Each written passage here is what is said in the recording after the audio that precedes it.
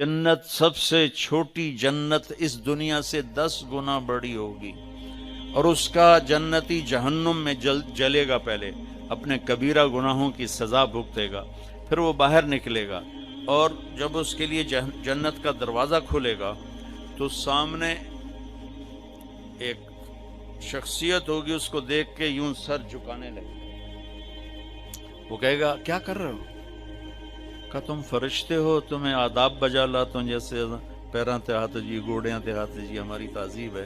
तो आगे चलेगा तो 70,000 नौकर उसको गार्ड ऑफ ऑनर पेश करेंगे, ऐसे लाइन में खड़े होंगे और कहेंगे अमा आन ले सय्यदना अन नज़ूरहु, हमारे आका आप तो आए ही ना, हम तो इंतज़ार कर करके सुकने पे गए। वो कहेगा शुक्र करो मैं आ ही गया जे, मैं बड़े लितर खा दिन, शुक्र करो मैं आ गया। और वो सारे ढोल बजाते खुश होते उसको लेकर चलेंगे और एक मैदान में उसको बिठाएंगे। तो वो इधर देखेगा तो जन्नत ही जन्नत, इधर देखेगा जन्नत ही जन्नत। कहेगा ये सब कुछ किसका है? कहेंगे सारा कुछ आपका है। फिर वो उसके सामने लाएंगे, एक हाथ में गिलास होगा, एक हाथ में डोंगा होगा, एक में खाना होगा, एक में मशरूब होगा। हर डोंगे का खाना अलग, हर गिलास का मशरूब अलग। और ये 70,000 1,40,000 1,40,000 हो गए डोंगे और गिलास मिलाकर।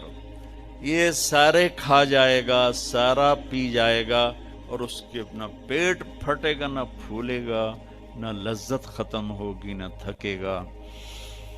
हर नवाले की लज्जत पहले से ज्यादा हो जाएगी। फिर वो कहेंगे अच्छा अब आप अपनी बेगम साहब से मिल लें। वो नौकर एकदम गायब हो जाएंगे, सामने से पर्दा हटेगा तो जन्नत की लड़की, जन्नत में एक नहर है, उसका नाम है बैदख, बे ये दाल खा, वो कवर्ड है मोतियों से, उसमें मुश्क, अंबर, जाफरान, काफूर बहता है। जब अल्लाह किसी भी हूर को पैदा करना चाहता है तो वो ऐसी नहीं हो, जन्नत की हूरें माँ के पेट से निकली, फिर रुड़ दियाँ पैयां, दुध पियां पींदियां, फीडर पैयां पींदियां, ऐसा नहीं है। वो अल्लाह ताला कहता कूनी हो जा, तो पूरी जवान लड़की निकल के बाहर खड़ी हो जाती, और उसको 100 जोड़े अल्लाह पहनाता है, और उसका 130 फुट कद होता है। तो मुझे मैंने कहा आदम अलैहिस्सलाम का कद 130 फुट था। अब ये घिसते time of passage of time के साथ एक जिम्मेदार ने मरासी को घोड़ा दिया था, खरखरा कर, मालिश कर, क्या वो सौ गया, घोड़ा चोर ले गए, उसकी अख खुली, उधर लबे मारे गए। वो गया घर और वहां से खरगोश पकड़ के लाया और उसको रस्सा बांध के मालिश शुरू कर दी। थोड़ी देर में जिम्मेदार निकले, कहना वो घोड़ा किधे है? कि जी आए खलोता है। कि फिटे मुंह तेरा घोड़ा है? ये तो खरगोश है। नहीं साईं घोड़ा है, घस के मैंने इतनी मालिश की थी, ये सयोड़ा बने हैं, खरगोशा बने हैं। तो हमें भी ना ये कायनात ने और इन फजाओं ने, हवाओं ने हमें घिसाया है, ऐसे घिसाया है, और हम इस कद पे आ गए। जन्नत का असली कद 130 फुट है। इन बच्चियों का भी, आपका भी, हर जन्नती मर्द औरत की हाइट 130 फुट पर है। और ये बच्चियां जो लिबास पहनेंगी वो 3 मील के दायरे में घूमेगा ऐसे। तो ये सोचती होंगी उठाएंगी कैसे, साड़ी तो वैसे ही कमर टूट जाएगी। 3 मील के दायरे में वो लिबास घूमेगा इस तरह, इतना बड़ा, और 100 जोड़ों से घिरी होंगी। जन्नत के लिबास का वजन कोई नहीं।